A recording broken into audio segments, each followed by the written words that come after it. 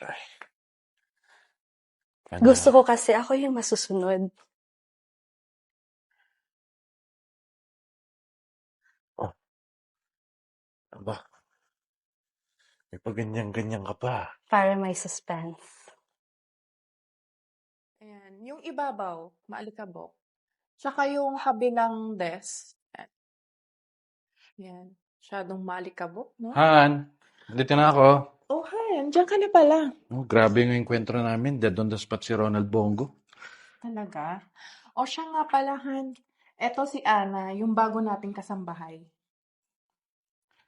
Ah, bagong kasambahay? Bakit nasan si Jenny? Akala ko ba uuwi lang siya ng probinsya niya? Di na daw babalik eh. Di ko nga alam kung anong dahilan. Kaya ito, naghanap na naman ako ng bagong kasambahay natin. Oh, Hana, eto yung sir mo. Gusto ko pagsilbihan mo din siya katulad ng ginagawa mo sa akin. Maliwanag ba? Maliwanag po, ma'am. Magandang gabi po, sir. Ah, magandang gabi din. Han, saan mo naman siya nahanap? Parang ang bilis mo naman atang makahanap ng kapalit ni Jenny. Ayun, nag-post ako sa social media. Tapos siya yung unang nag-comment. Kaya siya yung napili ko. Oh, I see. O siya, Hmm? magbibihis na muna ako para makakain na tayo. O Gutom na sige din na. kasi ako eh. Ako din. Sige na. Ana, maghanda ka ng makakain mamaya ha. At saka, pwede bang kunin mo yung gamot ko sa kwarto? Medyo masama kasi yung pakiramdam ko eh. Masusunod po, ma'am. O, sige. Ay, pinahirapan mo ako, Ronald Bongo. Susunod kita. JD Andawi. Saan kaya nilagay ni madam yung gamot niya dito?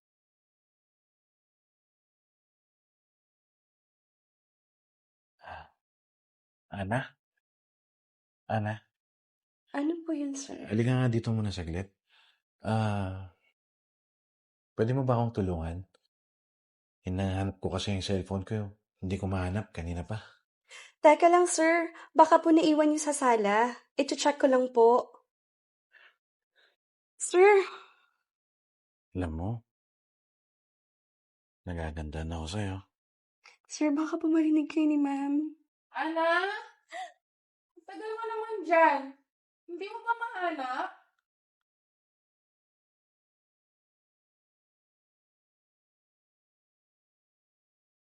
Hello. Ana? May anak ka na ba? Meron po, ma'am, 2. Kaso yung ama, sumakabilang bahay. Grabe ano? Nakakabalas talaga yung mga ganyang asawa. Natitiis nilang iwan yung mga anak nila para sa sariling kaligayahan. Buti na lang tong asawa ko, hindi ganyan.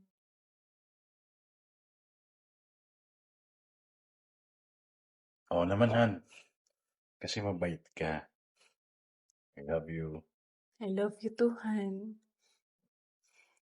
O baka naman, Ana, ikaw yung nagloko. Kaya ka iniwan ng asawa mo. Hindi po, ma'am. Mahal ko po yung pamilya ko at 2 anak ko. Han, nga pala, pwede mo ba akong ihatid bukas ng maaga sa doktor? Ah, Siyempre naman, Han. Nga pala, Ana, habang wala kami dito ng sir mo, maglinis ka ng kwarto namin, ha? Masusunod po, ma'am. Kaya na tayo.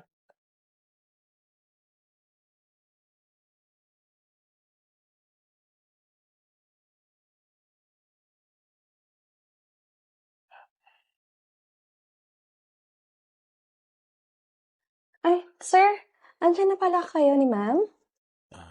Hindi. Ako at ikaw lang ang nandito sa bahay.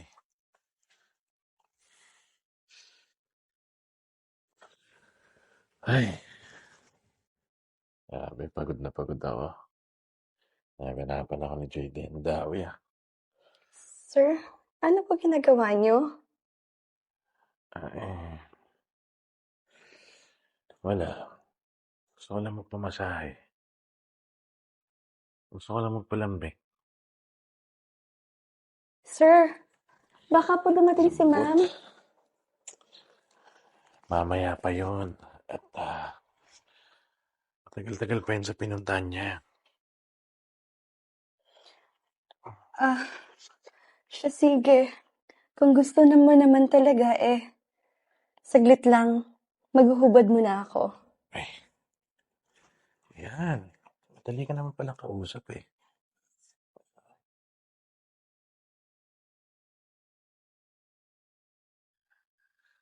Pero laman mo talaga.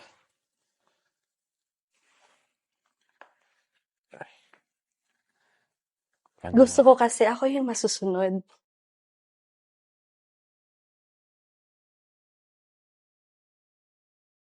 Aba, may paganyan-ganyan ka pa. Para may suspense. Ang suspense. Eh, Alam mo na, wild ako.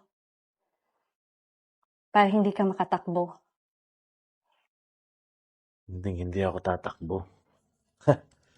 Yan yung mga gusto ko. Tinatali ako. Arr. Arr. Shy type kasi ako. Kaya, Ay, pa siya. gusto ko, tatakpan ko yung mata mo. Eh, paano ko na makikita yung papaya? Ay, Magbibilang ako ng hanggang 30. At saka mo tatanggal. 30. Pwede bang 30 na agad? 1, Ay, pambilang-bilang ka pa, ha? 2, Bilisan mo. 3. 3 times 10. 30! 30! Gulat ka ba, Han? Say hi sa 40 viewers natin kasama yung kaanak natin. Han, hindi magandang biro yan, ha? Pakawalan mo ako dito! Ang kapal ng mukha mo ninyo. Ang tagal mo na pala akong niluloko. Dito pa mismo sa pamamahay natin. Kaya pala walang nagtatagal na kasambahay kasi lahat tinitira mo. Anong tinitira? Anong niloloko pinagsasabi mo dyan? Etong kasambahay naman talaga ang umakit sa akin, eh. Siya yung sisihin mo, hindi ako. Sinungaling ka ninyo. Etong si Ana, kasabwat ko to. Kaya alam ko, kahit kagabi pa ang pinaggagawa mo. May pahimas-himas ka pa ng paa niya. Anong himas? Han, oo, alam ko pulis ako. Pero hindi ako ganun katulis. Maniwala ka naman sa akin, hindi kita kayang lokohin. Manigas ka. Alam mo ang nararapat sa'yo? Sa kulungan para magsisi ka. Annalisa, salamat ha. Dahil sa'yo, itong babaero na to, mapupunta na sa kulungan. Walang ano man po yun, ma'am. At least ngayon, alam mo na ang pag-uugali ng asawa mo. Kaya walang nagtatagal na katulong sa inyo eh. At sa'yo naman, sir, sana pahalagahan mo yung asawa mo. Huwag mong sayangin yung pagmamahal niya. Hindi ganyan. Walang maniniwala sa'yo pag ganyan ka parate. Hindi totoo yan. Hindi totoo yan! Pakawalan niyo ako dito! Tanggalin na to, oy! Ayot. Nabing...